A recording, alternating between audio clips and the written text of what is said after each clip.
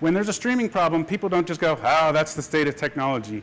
They associate that with your brand. They associate it with your content, your show, whatever that is. They make that a reflection of you. This is a typical webcast delivery chain. You've got your venue, such as this, not unlike me chatting here with the cameras in the back of the room. Sometimes there's a backhaul path in place where you use traditional broadcast, fiber, satellite to get the feed out of the venue to a broadcast center. The broadcast center is where you then encode it. And of course, this encoding could happen on site at the venue. That happens quite frequently. I thought I'd kind of give you the longest path. The broadcast center then pushes to the encoded feed as a web stream to origin server, which fans out over a content delivery network, which then is surfaced through some kind of a video player that is in a web host environment or a video streaming platform. And only after it gets through all these parts of the chain does that viewer finally get to see it. And granted, sometimes parts of the chain, such as the origin, CDN, and web host, they may all be contained within a single web platform or streaming service. But behind the covers, all of these pieces are in place. And when laid out, as you see here, a single failure anywhere in the chain is going to knock that out for your audience at the end of the day. So most of us, when we do a very large event, lay it out more in the context of this. We double up on everything.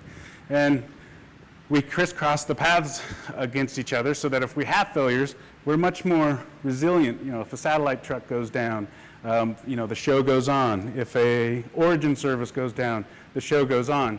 So doubling up is a pretty essential approach to keeping your broadcast on the air when you're just in an environment where the show must go on and you don't have any tolerance for failures.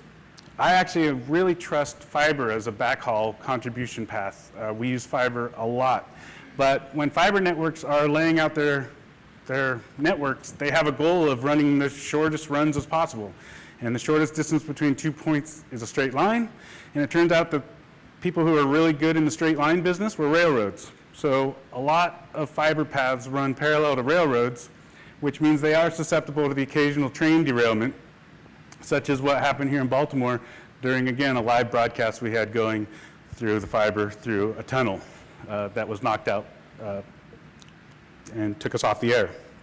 So those are just a couple examples, but as a result of that, though, most of the events we do, we believe in a suspenders and a belt scenario. We like to have both paths in place when possible. Sometimes it's not as robust as fiber and satellite. Maybe it's an IP stream and a satellite feed, something of that nature. But we try to have a lot of diversity so that if there's a big storm rolling through, the satellite goes off the air, we've got another path through fiber.